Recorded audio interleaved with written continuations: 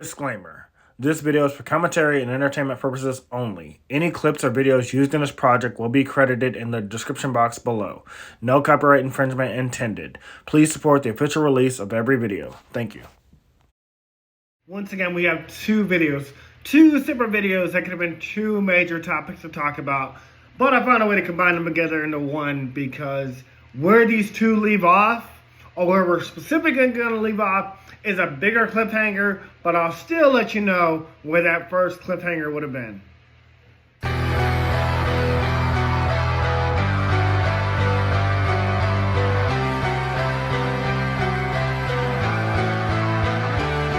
Welcome back to Everything Anime Podcast. I'm your host Shinry, here with Everything Anime Podcast, topic from anime, manga, video games, TV shows, and a relevant topic I talk about.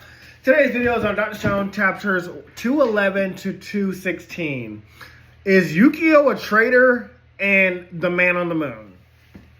So, if you guys have been watching my Dr. Stone videos, you know that I've been new to Dr. Stone. Everything I do with you guys, it's like all hype, it's all real. I have no speculation, I have no prior knowledge to Dr. Stone. These are all my raw, excited thoughts. And we have been getting closer to try to find out who this Wyman is. There are only 15 chapters left to the end of Dr. Stone. Oh my gosh, I am so excited because even where I'm at, I still don't know who the Wyman is. I still don't know what his motivations are. But we're going to find out together. So, when we last left off with Dr. Stone, we found out that Chrome and Sukiya are working on a secret return shuttle to get our pilot, our scientist, and our warrior back from space because they're going on a one-way suicide mission to the moon to stop the Y-Man. The reason why it's a one-way trip is because once they get to the moon, they plan to petrify themselves. They have no way to get back. So it's basically a pseudo-suicide mission because they don't know if they'll be stuck there for a year, a week, a month, a couple years, decades. They don't know how long it's going to take for humanity to get back to modern day to get a return shuttle created and save them. So they're like, once we get to the moon, it's a one-way trip. We're just stuck there, and so we don't die or run out of food or die of old age. We're going to petrify ourselves, and we hope that one day you guys save us. We don't know how many years in the future it'll be. We don't know if you guys will be alive in the future at that point, but we're hoping that you guys are. And so Chrome was like not down for that. Chrome's like, we're not going to let you sacrifice ourselves. Like, we're defeating the Y-Man together. We did all this together. We're friends. We're family now. You guys went back. So Chrome and Sukiya decided to learn from Side, a mathematician, science, basically math from scratch in order to build a rocket return shuttle to save the three that go to the moon. And thankfully, we have all the materials we need. We are going back to the beginning. That's why we're going to Ishigami Village to build and meet up with our friends from over 200 chapters ago. So where we're going to build our rocket, finally, is going to be in Ishigami Village. Well, technically, Treasure Island, where we had met Soziyu and Irabara and all those. It's technically not that far from Japan, but that's precisely where we're building our rocket ship. But first, we have to found Rubber City in Indonesia, which again is like one of those cities I forgot we're building. And we have had rubber before, but we need a lot more of it. Senku says that they require a lot of it, and though we've made rubber in the past, we get abundance of it from these trees in Indonesia. Like, these trees are like basically made of rubber, or not like literally made of rubber, but like they're good for making rubber with.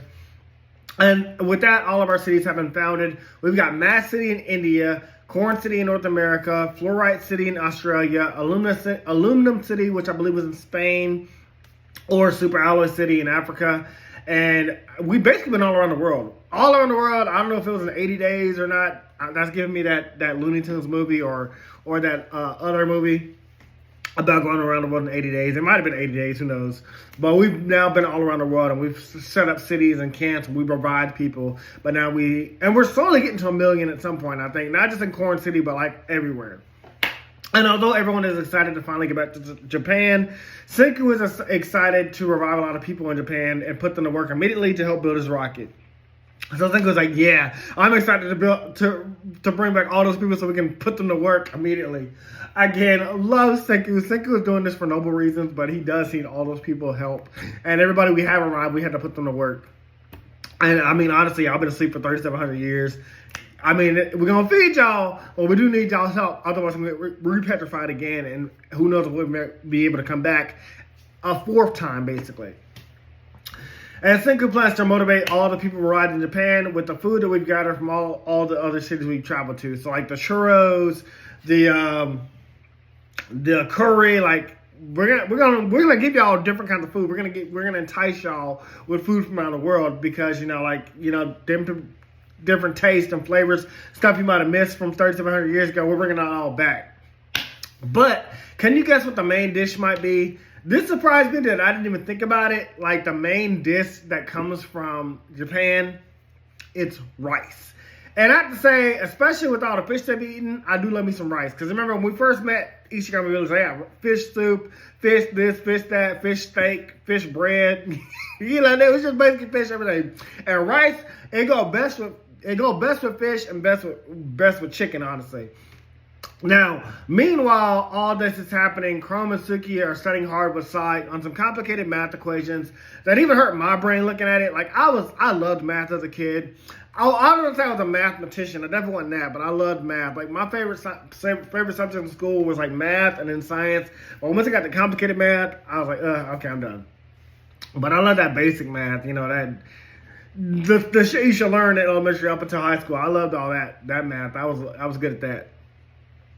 Also, our group is working hard on modern day tractors. So now that we can harvest a lot easier and faster, which is no problem because before we previously built a car and we built a tank. So building a tractor, especially after everything we've built up at this point, a tractor seems like no problem, and it will help a lot faster with harvesting our crops because we built a farm before. We built bread and all that before and stuff like that.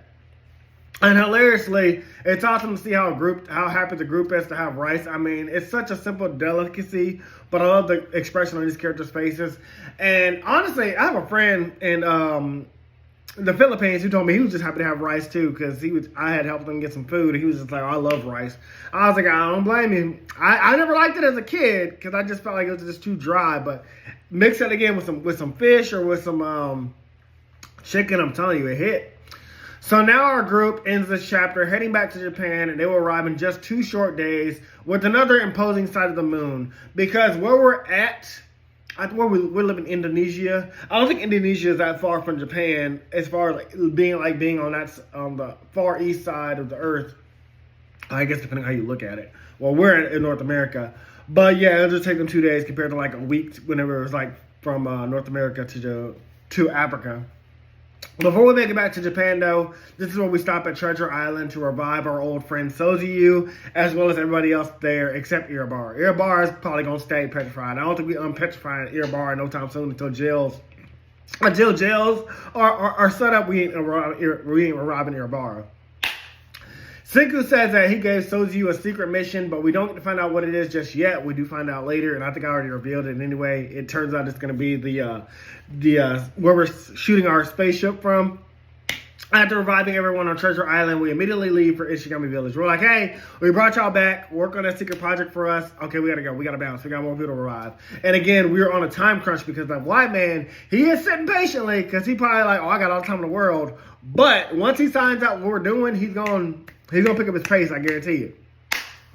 And the first person we revive is of course, the shamaness and Kohaku's sister, Ruri. Their reunion is truly heartfelt. It gives me when Yuzu and Taiju met each other again for the first time, or like when they split up and met each other again. I really loved it, and I love that we got a panel with them two together. Also, we find out Ruri is just as strong as Kohaku, to which Chrome makes the gorilla comment that Senku first made when he first met Kohaku. Kohaku beats him up, and Ruri's like, because Ruri has a crush on Chrome, so Ruri would beat him up, but I just love that. And I love that, like, because I know when we first got Ruri the medicine, she was like speed walking all throughout the village. It was like, whoa, she's fast as fuck. Just, again, the humor from Dr. Stone, if you're a Dr. Stone fan, you get what I'm talking about. And once again, we get to think that Chrome is going to confess his feelings to Ruri. She's expecting it, but per usual, our boy is clueless when it comes to the world of love. Like, I think they're like, Chrome, Ruri's alive. Does you want to say something to her? And it makes his face like Chrome's going to admit his love to her, but he says something else random. But then we find out something crazy. Ruri and all the people in Ishigami Village would have been crushed to death while they were petrified by falling logs had they not built a stone wall. So while they were petrified, they can't protect themselves, and like the world around them is not going to stop storming, stop random catastrophic things like that stuff happening. And so this log was threatening to come down and crush their bodies, because if they're turned to rubble, we can't piece them back together if no erosion has happened during those years. But because I know 7 or 8 years have passed between now and then, that might be enough time to cause erosion, and they might not be able to be put back together.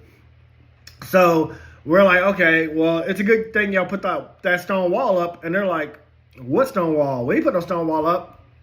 And I at first thought it'd be someone else who somehow survived the second world petrification, because we've been petrified multiple times, but the world's only been petrified twice. Once when the white man originally did it 3,700 years ago, and the second time when we caused it during the war against Stanley Snyder and Zeno in order to stop them and save ourselves. But then I remembered Sukiya's pet dog and pig. They went off somewhere, and I thought originally they were going to be the ones to awaken Sukiya from her slumber. But no, they were in fact the ones that built this wall up, and it's very cute. It's a very warming and heartwarming reunion. They waited 8 years for Sukiya to return, but for some reason I thought they were in Africa. I think it was just the way the panel was shown, but then I remember like the whole world got repetrified, so they were in Ishigami Village at the time. And it turns out they remained in Ishigami Village, and based off of instinct, they created a stone wall to protect Ishigami Village post repetrification of the world. Like the pig and the dog, they were like, we gotta do something. We have to protect them. And I really like that. And what's even cuter is they have families of their own. And I was like, oh my God, this is so fucking cute. Like, I love the dog got its own little family, and the pig has its own little family. At first, I thought some weird shit happened. I thought the pig and the dog got together and they had like some hybrid babies. Thank you, Mr. Mackey, students of South Park Elementary. I'm here to educate you about the single biggest threat to our planet. You see, there is something out there which threatens our very existence and may be the end to the human race as we know it. I'm talking, of course, about Man-Bear Pig. Man-Bear Pig? It is a creature which roams the earth alone. It is half man, half bear, and half pig. I know, another weird thought. But no, some animals weren't affected by petrification. Only birds and humans were that we know of. So this dog, I found other dogs and built a family, and this pig found another pig and they had a family. Very cute. It's a true growing moment for Sukiya because she has to say goodbye to her friends so they can go and live with their families. And it was giving me Jesse and James when they had to say goodbye to Arbok and Weezing so they could protect them. So they could protect this family of Ekans and this family of coughing from this poacher. I'm gonna show some scenes from that. It's probably gonna taken out by Pokemon, honestly. So if it doesn't clip it in there, it's because Pokemon has clipped that video out.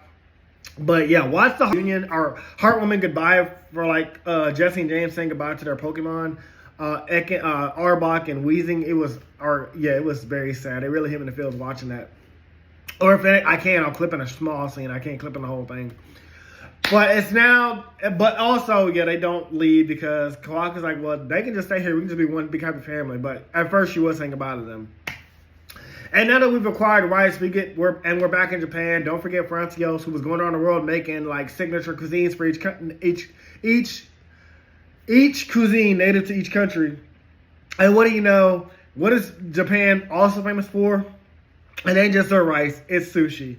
Now, I love fish and I love rice, but them together is disgusting. I do not like sushi. I had sushi for the first time in 2012. I did not like it. It was not for me. Now, I'm saying sushi is bad. I know some people are fans of sushi, and everybody gets people in the comment section that come from me saying that about sushi, but it's just not for me. I didn't like sushi myself. But I do love fish. I do love rice. I love eating them together, especially salmon and rice. But I don't like sushi. Maybe because it's cold. I don't know. Is there some warm sushi? Let me know if there's some warm, hot sushi out there. Maybe I'll try that. But once again, we get a hilarious reaction from the group. Once they eat sushi, they're like, I love the way he draws their faces. We also learned this trip was a special motivation because Senku had also left Ruri and everyone in Ishigami with a special mission of their own, as well as Sozu on Treasure Island. So everybody had a secret mission that they had to work on. Sozu had a secret mission and Ruri had a secret mission, but this is where we're going to find out what both of them are. Well, the secret mission for Ruri in Ishigami Village was building a dam, which is ironic because that's what inspired the pig and the dog to do the same thing. They had saw the dam that Ishigami Village had built, and they're like, okay, we can do the same thing because that dam was keeping them safe from flooding and things like that. I have to say I was not expecting this, but it's also used to power our hydroelectric plant, which we had built, again, over 200 chapters ago. We built that hydroelectric plant way back in the early days of Dr. Stone. Now, meanwhile, what was Treasure Island's secret task?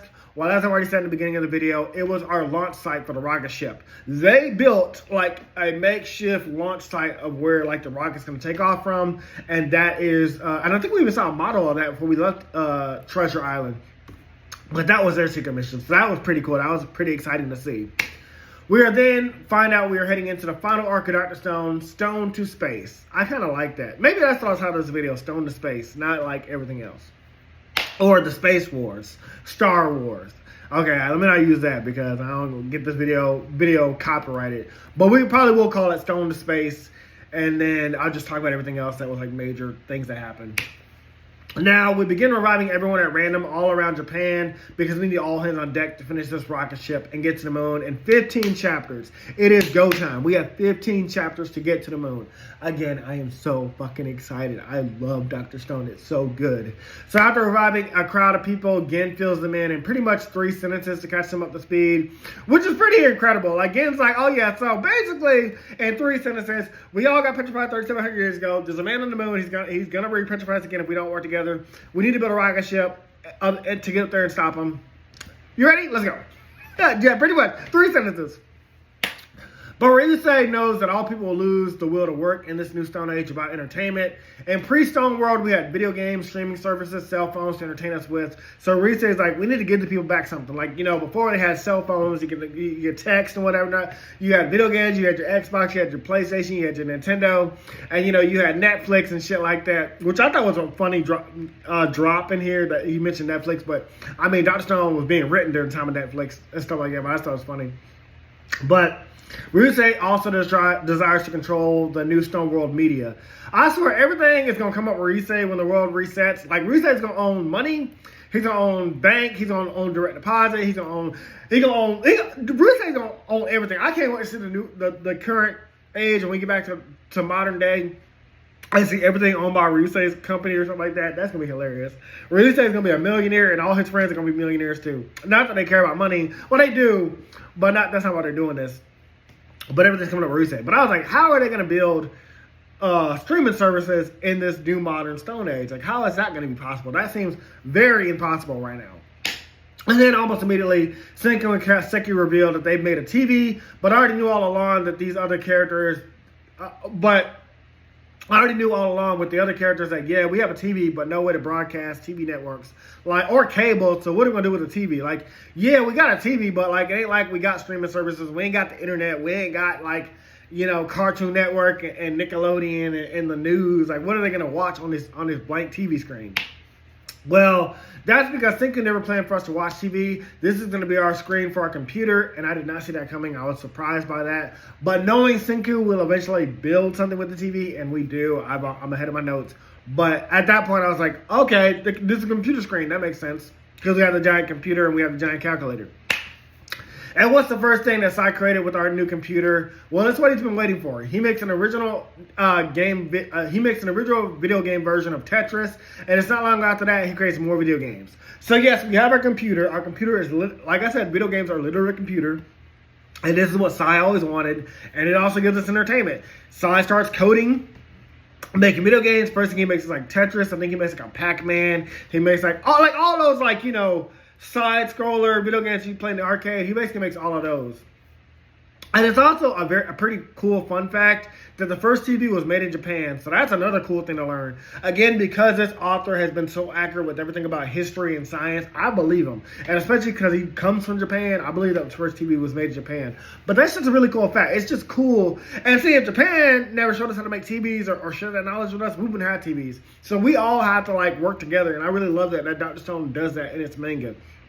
Teaches, like, we learn from each other. Science helps, and we build that bridge and bridge that gap together across countries and nations. Really fucking cool. But yeah, I love that the first thing they made was a video game because, oh yeah, that's gonna get everybody motivated. Having an escapism like a video game or like a way to just like free your mind from reality for a minute. We all need that. We then get a history lesson from Sai, which was pretty cool. It's about a famous chess match between, I might say this name wrong, Kasaparov, a chess champion, against a computer AI nicknamed the Deep Blue. It was the first ever computer in recorded history to exceed a human in a chess match, even though they expected a corner the computer into losing. So they go into detail about this. I'm going to dumb it down in the way that I remember it. But basically, this chess champion thought the computer couldn't outsmart him. So he made this move where basically he should have been able to put this computer in checkmate. The computer had then the computer knew the next step would be checkmate, where it would place it. But the computer took so long to make its move. It thought like a human. It took so long to make its move. It made a move that seemed like it was pointless. It moved a pawn instead of moving the correct thing that would have made it lose. So obviously it's trying to drag this out, or it's incompetent, it's not thinking. But that move that it made in the long run helped the computer win. So they realized the computer had exceeded the human mind. It had beaten a human brain. Again, very more cool facts. And now one weird thing that I can't understand just yet. So Senku and Kaseki decided to lock Medusa up away in a vault to keep it from decaying, being unable to activate. Oh, all right. So that's after we learn about the computer, about how smart the computer was. But then we go on a side thing.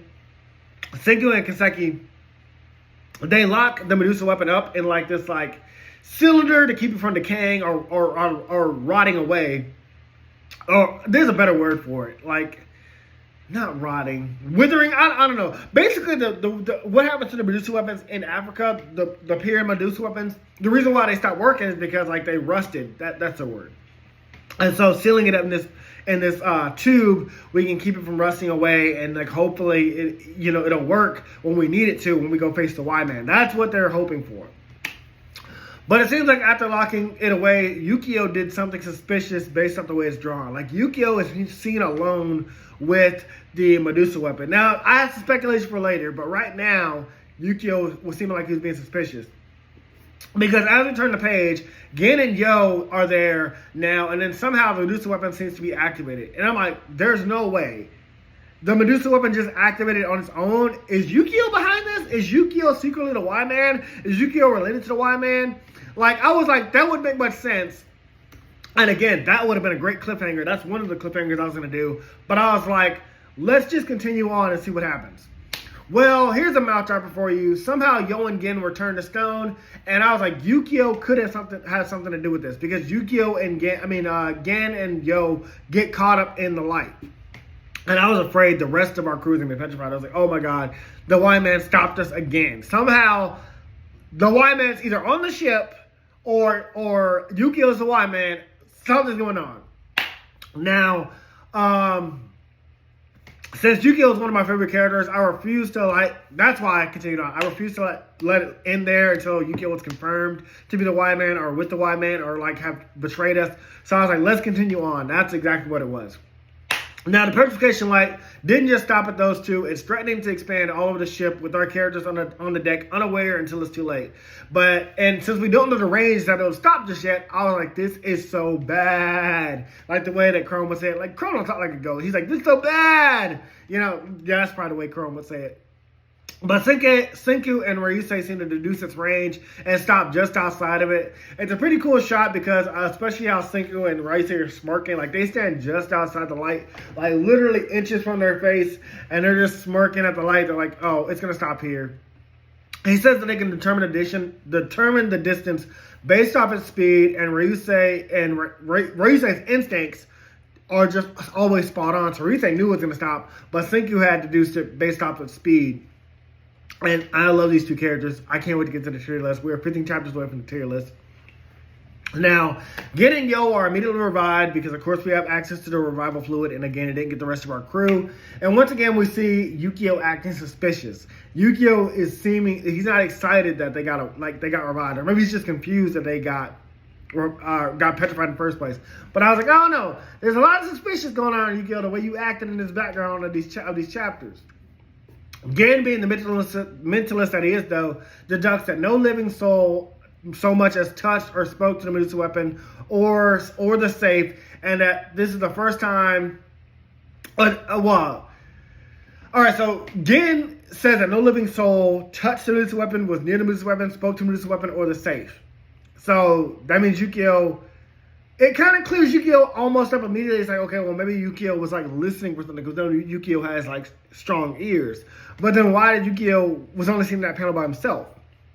Anyways, Gen says, at first it was a clamor inside the safe, followed by the sound of breaking up glass, and then a click flash of the Medusa's light.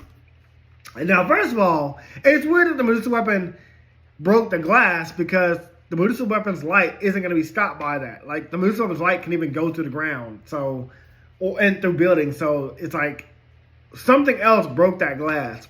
We just don't know what yet. Perhaps Yukio is being framed or tricked to us because of his super hearing. He heard it before it happened, so I was like, let's clear my boy's name. Maybe Yukio is innocent and like he's just being framed by the Y-Man. Like somehow the Y-Man set out this Medusa weapon and it's framing us. Now the group is going back and forth, unsure of what to make of this at first, because the Y-Man activated the Medusa weapon via radio waves, because that's how Joel set it off in North America. The Y-Man was constantly releasing that frequency 1 meter, 1 second the diameter of Earth. And so if he could have like just activated the Medusa weapon by some other signal, he would have been activated it back when we were in Corn City without us having to go through that whole process of Joel getting his watch near it. So, no, this was a personal attack. Someone here is working for the Y-Man. Someone here was near the Medusa weapon and they activated it. And once again, this author draws suspicion towards Yukio, saying that he should just take the battery out for safety, and Gen is side-eyeing him. Again, you are trying to make me think that it's Yukio. You're making it too obvious, or maybe you're planting the clues. But until Yukio is cleared, Yukio, you're on my suspect list. You're one of my favorite characters, so it better not be you. It better not be you, Yukio. Oh, and then there's another huge problem. I never even realized, if we get to the moon, how are we going to find the Y-Man's base? Like, once we get to the moon is the size of a planet. Like, it's like if you landed on Earth, anywhere on Earth, say you need to get to Louisiana, but you land in New York, and you have no way to lay out the land. How are you going to find Louisiana if you land in New York?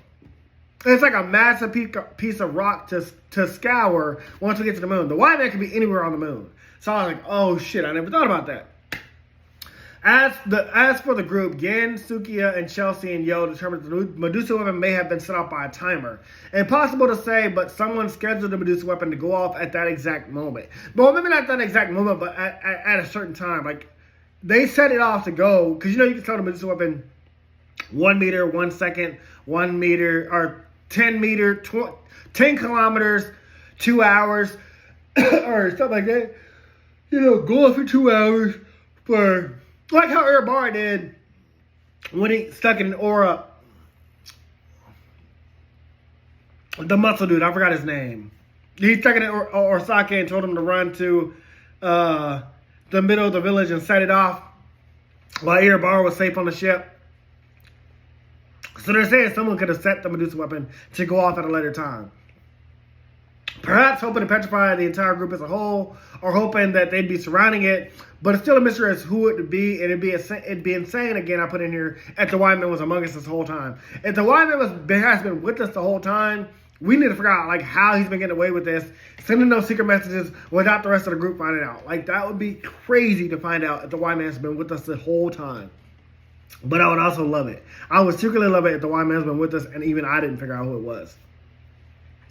So they decided to lock the Medusa weapon away and keep it under surveillance for 24 hours. In order to do that, though, Senku goes to collect selenium, which I have no idea what this is, and so do many of our characters, including our insert character, Gen. Gen is our insert character. When we don't know something, or like when the author wants us to be like a character who doesn't know anything, he uses Gen to speak for us. He's like, okay, none of us know what that is besides you.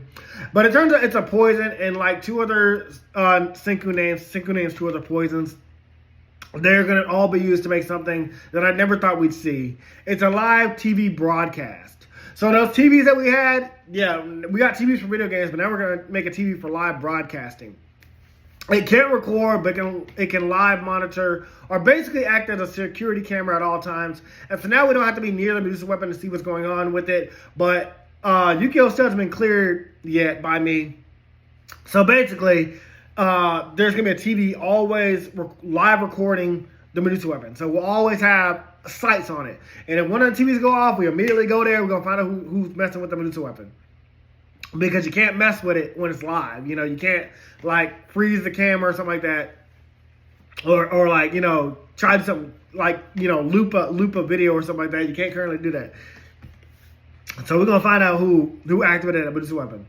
The reporter also returns happy to report news again for live broadcast shows, and others play sports for entertainment for the people back in Corn City live. This is all great fun and very creative for our story. So around the world, everybody has TVs, and because of the live broadcasting, they can see, like, you know, our crew having fun, or, like, you know, the reporter, like, giving news about what's currently going on. Very fucking cool, very fucking creative. I really loved it. But Senku didn't just create the TV for entertainment or to watch Medusa Weapon 24/7. Those are just sub-uses for what Senku wants to do. Now, Senku says that this live broadcasting is going to be used to find out exactly where the Y-Man is on the moon. And once again, I was like, how? How are we going to do that? And Senku says by connecting our live broadcast to one of the satellites up in space to scan the moon's surface. So, what are we going to build next? Well, something we do not have currently. We're going to build a satellite. And I was like, holy crap. How are we going to build a satellite? But because we've done so much incredible stuff in 215 chapters, I had no idea. I had no doubt Senku would be able to do it. So another cool fact I just learned about satellites, they're not just floating in space, nor does it rely on fuel. They are in a constant state of free fall towards Earth. I was like, okay, that's kind of cool. But like, what keeps them up there? Is it like the zero gravity? Is that what's keeping them up? Because if they're in a constant state of free fall, why don't they just fall down?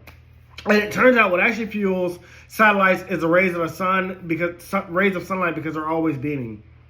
If the sun never goes out, the satellites will never fall. So like a solar panel, they are powered by solar cells, or it's called solar cells. So I thought that was kind of cool. I was like, okay, the satellites are in constant free fall, but they stay in the air because the sunlight that pretty much lights our planet. Because the further you go away from the sun, basically there couldn't be satellites. They would just constantly fall towards Earth. But because we are like the third planet, our satellites are strong. They stay in the sky or stay in space.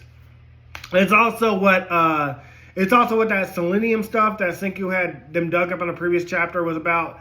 And now that we've acquired that, we can make solar panels, which is like something that we do use in present day, and it powers up a lot of stuff. So we can rely on like solar energy as well as fuel, as like gasoline and stuff like that. So I thought it was cool that like Dr. Stone is introducing solar panels, which would make sense because we're reviving everything back to modern day. But I don't know why. I had no idea we'd be using solar panels. I thought it was pretty cool. Back at Treasure Island, our launch site is ready. And not only that, we have our first test rocket. This was exciting. This was crazy because it's like, okay, shit, we are very close to facing the Y-Man then. Like, we already have our first test rocket. So this is going to be a huge one because once the Y-Man catches sight of what we're about to do, launching a rocket into space, he's definitely going to make his next move. He's going to either send another warning, his fourth warning, or he's going to just try to repetrify all of us. Shortly after this, Zeno arrives with a level 99 engine, and I was like, oh my god, are we about to go to the moon? Are we about to finally see what the Y-Man was like? Again, this is my thought process I was reading. I was like, oh my god, we're here. We're about to do it. We are finally going to go to the moon and meet the Y-Man. But I gotta say, I love this full circle moment of Zeno and Senku standing together admiring the rocket. Because don't forget, when we saw Senku and Zeno's flashback, they had stood side by side. They didn't talk to each other. They were pen pals. They like always communicated over messages. But they just stared up at the rocket, smiling together. And then Byakuya came to talk to his son, and Zeno had walked off. And they knew that was each other at that time, but they didn't feel the need to say anything to each other. But this time they do talk. That's a really cute full circle moment. I also love that the reporter is broadcasting this like it's world news, even though Gen is like, we're the only people revived, and she's like, shut up, like, let me have this moment. I thought that was great. I mean, the people around the world that can see it, it's like everybody in like Spain, Indonesia, India, Australia, the places we've been to, but she's saying it like, it's like the whole world's watching. So I thought it was funny. She's like, shut up, let me have this. However, immediately during takeoff, the rocket fails. So thank God it was empty, because for our first test rocket, that was still pretty impressive. Like if anybody had been on that test rocket, they would have basically been dead. This doesn't deter our group, however, as they immediately go into a second test, and once again, it fails. And again, this is of course because something that you do for the first time on the first try is not going to work, especially something as complicated as sending a rocket into space. Like there's a lot of trial and error. And so again, they go over this over and over again, never giving up. And there's a lot of panels. And I actually love how much of an accurate depiction this is, like how much dedication they have to put in this, how much trial and error they have to do to this. And finally, just when you think they're going to believe that they succeeded, and it takes off, and it makes liftoff, like it lifts off into space. I was like, oh shit, we've done it. This is it. You feel the anticipation that we're about to finally go to the moon when the rocket explodes in midair. I'm going to show off this panel. It's really fucking awesome. I really love how much attention and detail this author is putting in, showing how hard work it takes for anything to be achieved. Like if you really want something to be achieved, something especially this complicated, you have to put a lot of work into it. And again, something this dangerous. We then learn that years have passed, but even now, Zeno and Senku haven't fully given up on their dream. And just as equally in secret, Chrome and Sukiya are watching over them, and they are working on their own return rocket, like return shuttle rocket, to get them back here for our three heroes who would sacrifice themselves. Again, such a great ending. This could have been another great ending. A third stopping point for this video, but again, we're gonna end where we're gonna end. Still, as the chapter goes on and they create a new spaceship, it too has failed. But you have to remember they can't give up, because at any moment the Y-Man can repetrify them. The Y-Man's probably seen all these test rockets failing. He might be laughing. We don't know what the Y-Man's doing. We don't know if the Y-Man has like a way to watch them on Earth. We don't know yet. So we have to get there and find out who he is and what he's been up to. But again, if we fail this time, like if we don't get this rocket up and running, the world is doomed. Like this is our best chance to get him while he is not expecting it. So we have to get to the moon. Why he hasn't done anything in the years that they've been building the rocket, I'm not sure. But it could have some kind of reason. We'll find out when we meet him. That's all in my notes. Because I was like, yeah, why hasn't the Y-Man, like, again, maybe he's laughing that the rocket keeps failing. Maybe he's like, oh, you primitive people, you'll never make it to the moon. I'm surprised you even got this far. Or maybe he wants to be stopped. We don't know what the Y-Man's motivation is. But they have not given up. Despite, again, in secret, Suki and Chrome are working to make their return shuttle, though they can see the difficulty it is giving them. They're also inspired by how much Zeno and Senku won't give up because of science. Science has always been this way. It's been a trial and error for years and years. Like, science has always been like that. So Chrome and Suki are like, man, this is tough making this return shuttle. But the fact that Zeno and Chrome haven't given up, the fact that Zeno and Senku haven't given up, Sukiya, we can't give up too. These are our friends. We're going to bring them back home. Until eventually, success. And I was so happy to see this because, again, it's very realistic. Eventually, we do get to the rocket. I think it's like 10 more years have passed, so like 18 years total. Whatever amount of years have passed in total. Well, we finally get the rocket into space, and it finally makes it there. That was so cool. And thanks to this successful launch, we have sent our satellite into space. That was the whole point of sending that rocket up there, is to get our satellite in space. But this is just a level 1 satellite, not capable of spying on the moon just yet. But now that we built a rocket that can make it into space, we can next work on a stronger satellite. And then we'll put our people onto a spaceship and we'll send them to the moon to face the Y-Man. However, we do get our first glimpses of Earth with our first satellite. And honestly, it'd be cool to go to space if it wasn't so dangerous after saying this like over and over again. Like, I mean, we built spaceships now where they can make it to the moon, but even then, there are spaceships today that still explode and stuff like that. But, I mean, it's just as dangerous trying to go to the bottom of the ocean. Like, you know, there are parts of the ocean that we haven't even discovered because ships can't handle the pressure down there and the cold down there. Like, one wrong move, that ship explodes and you're going to be crushed immediately. And so space is, like, so vast. We even found out that there's more than 9 planets in our galaxy, in our solar system. So again, just crazy stuff because we can only discover so much with the information and technology we have right now. It's also thanks to this satellite that they're able to get a view of all the changes around Earth at 3,700 years, and they make note of it. And I'll show it off for a few seconds so you guys can check it out. It's pretty cool, like how they show off like the satellite images and stuff like that. I thought it was pretty cool. We then gathered people from India and Spain who we went around helping to revive to get their help in upgrading our satellite, and they are most gracious to help. Like, the people who revived, they're like, hey, you brought us back. Thank you. You brought back our culture. You brought back our food. You revived us. You didn't have to do that. You didn't even try to be dictators. We're definitely going to help you out. Really love that. I love that the world's working together. It is then we acquire our space telescope, and this is what we're going to use to find the Y-Man in space. And I was so eager because I was wondering if it'd be like a base on the moon, like the X-Nauts in Paper Mario. Paper Mario Galaxy. Paper Mario, the 1,000-Year Door, the X-Nauts base on the moon. Because I'll probably show off some of that here, but you got to explore the moon until you find the X-Nauts base. I thought it was pretty cool. I was wondering if it'd be something like that.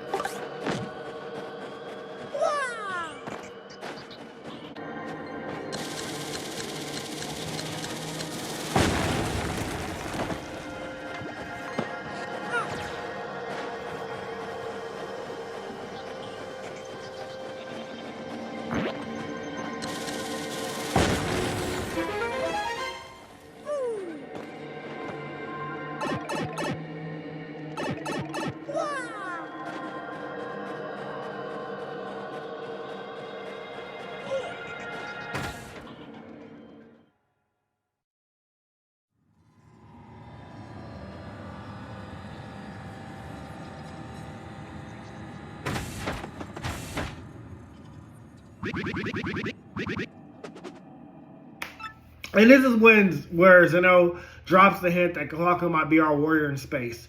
They are talking about how the space telescope only produce raw images on the moon. It'll be hard to tell, but Kohaku, with her ultimate eyes, spotted oil and various other things for us with our telescope. And she's determined to find the Y-Man's base, which Zeno says will be valuable in this space expedition. So they're like, Kohaku, your ultimate eyes, the fact that your eyes can spot something, like even the tiniest thing, your Byakugan basically, you might be essential to this space expedition. And on top of that, do not forget that Kohaku is also a warrior. Kohaku is a fighter. So I was like, they're already planting the seeds that Kohaku could be the warrior that replaces Hyoga or Tsukasa. Because right now, the pilot has been confirmed to be Ryusei. The scientist has been confirmed to be Senku. But the warrior they thought might be Hyoga or Tsukasa because they're the strongest. Meanwhile, it's crunch time for Sukiya and Chrome. Now that Senku has successfully created a rocket, he and Sukiya realize they have to hurry and finish their return craft. But since they are doing this in secret and they haven't tried any tests for human returns, and after so many trials and errors with the one-way rocket itself, they realize it might be too dangerous to put them on a return flight and get them killed. So they're like, Chrome and Senku are like, we can't do this in secret anymore. We have to get Zeno and Senku on board with the return shuttle, because if it took this many times to do a rocket into space, years and years of trial and error, and they kept exploding and possibly getting somebody killed until we finally got it right, we can't risk putting somebody on a return shuttle that we never tested and it kills them on the way back. Like, that's not what we want either. And so we get more time skips until eventually Kohaku spots something on the monitor. So again, there could be a lot of time that's passed. We don't know the exact age yet, but we'll get there. But what do you know? Kohaku's ultimate eyes spots something on the moon. We might have just found the Y-Man. And Kohaku is very excited to tell Senku and Zeno what she found. And it looks like a black hole on the moon, which means we found the Y-Man's location. We know exactly where the Y-Man is on the moon. We just have to shoot our spaceship right towards it and confront him and face him. Now, we haven't seen if it's a base or anything yet. And where I'm at in Dr. Stone, I have not seen it yet. I will be continuing today, and I won't spoil it until we get there together in the video. But I was like, oh my God, we found you. We got you, Y-Man. We are on to you right now. Very excited. So I don't want to speculate for the video. Well, speculation is I'm wondering if it's going to be like the Exxon base and how we find it. And like I said, in Paper Mario, the 1,000-Year Door. But I don't know. But again, very exciting shot. Writing very exciting chapter. Very incredible. My voice is going all crazy because I've been talking a lot today. So I don't want to drag this out too much. I'll see you guys in the next video. I'll talk to you later. Bye. Hey guys, this video was sponsored by me, the author of the Shinry series, the Chronicles of Wayne, and Monsterverse. So I figured I'd do this outro a little bit different by showing you guys what you guys will be checking out. So, the Shinry series starts with Book 1, Shobu Samurai Project Aryoku. 10 years after the death of his parents, Shobu Samurai returns home seeking vengeance, but instead faces a choice to save his home from shadow creatures, blood beasts, and an organization once thought dead. Shinry's Shobu Samurai starts at $9.99. And if you love anime, manga, Naruto, One Piece, Bleach, Yu Yu Hakusho, Fairy Tail, Shaman King, Rave Master, Zatch Bell, anything like that, the Shinry series is definitely the series for you. You'll definitely want to check it out. The Sword of Light is probably the thickest one so far. And then these books are 2. This is Enter the Dread Zone Tournament. And the series original ending, Arado, the Legendary Conjuring Master. So, and I'll just show you guys some of the covers. Really proud of all of these. But I hope you guys check it out. If you don't like that, I also have the current published books for the Chronicles of Wayne, Love Be Damned, Cotton Candy, Full Moons, Fabled Lovers, A Cursed Virgin's Bite. If You Go Where Monsters Dance, Red Will Rain Over Your House. Love Be Damned. Now, the Chronicles of Wayne is about a geeky guy, or a nerdy guy in high school. His senior year, he has a crush on the hottest guy in school, because of course he does. He's only got one best friend, and her name is Barb. Well, the hottest guy in school turns out to be a werewolf. And to make the story more interesting, he bites Wayne and turns Wayne into the first ever wolfman in the last 10 years. And because of that, it was also a sacred law that wolfmen should never be created. I don't want to get into too much of the Chronicles of Wayne without spoiling it, but I can tell you it's very short. This one sells for $6.99, and Love Be Caged right after it. The ending of this trilogy, Love Be Liberated, comes out in October. So I'm going to definitely do a more full in-depth review of this one. But yeah, it's an LGBT fantasy fiction story about werewolves, vampires, white witches, a dark warlock, and, well, many, many more surprises to come. So if you guys like to read, I definitely recommend. These are all the books so far in the Shinry series, except for Shinry's Beginning. I do have that one, but it's just not here with me. But yeah, I appreciate a like, support, or just a review on Amazon. Either way, thank you guys for watching. I hope you guys have a great day.